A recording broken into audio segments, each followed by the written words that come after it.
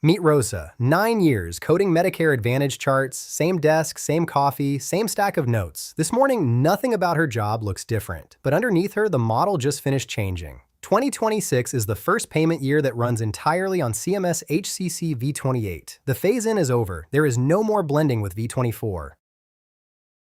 First, the shape of the model changed. V24 had 86 payment categories. V28 has 115. Categories were renumbered, split, and consolidated. So a diagnosis that used to live at HCC 18 might live at HCC 37 now. Same disease, new address, and often a new weight on the mailbox. Now the part that hits Rosa directly, which codes still pay. Working from the CMS mappings, 7,794 diagnosis codes risk adjust in both models, but 2,261 codes that mapped under V24 map to nothing in V28. They fell out of the payment model entirely. Only 225 went the other way and gained a mapping. The result is a smaller, more specific payment code set.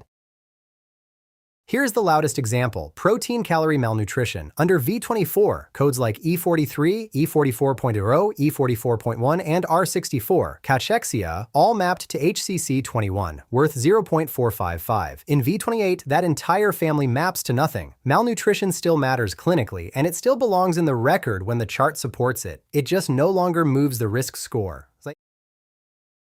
And the same pattern repeats across the unspecified codes coders leaned on for years. I73.9, peripheral vascular disease unspecified, paid under V24, gone in V28. I20.9, unspecified angina, gone, but I20.0, unstable angina, still pays as HCC 229. Acute kidney failure, the N17 family, gone. The pattern is consistent. Vague codes stopped paying, specific codes still do.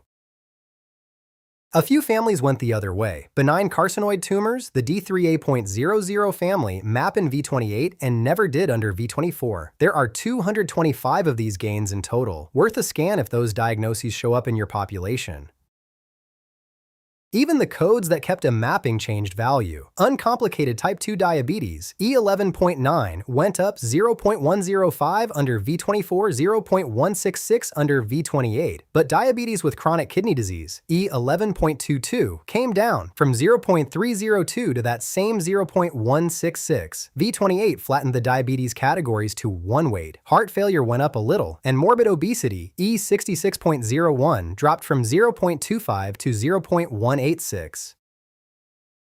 So what does Rosa actually do with this? 3 things. 1. Rebuild the recapture and suspect lists against V28, because a list built on V24 is chasing codes that no longer pay. 2. Retire the reflex of settling for unspecified. If the chart supports the specific code is the one that risk adjusts. 3. Re-aim the audit focus. The diabetes queries you used to fight over are worth less now. The heart failure and specificity calls are worth more.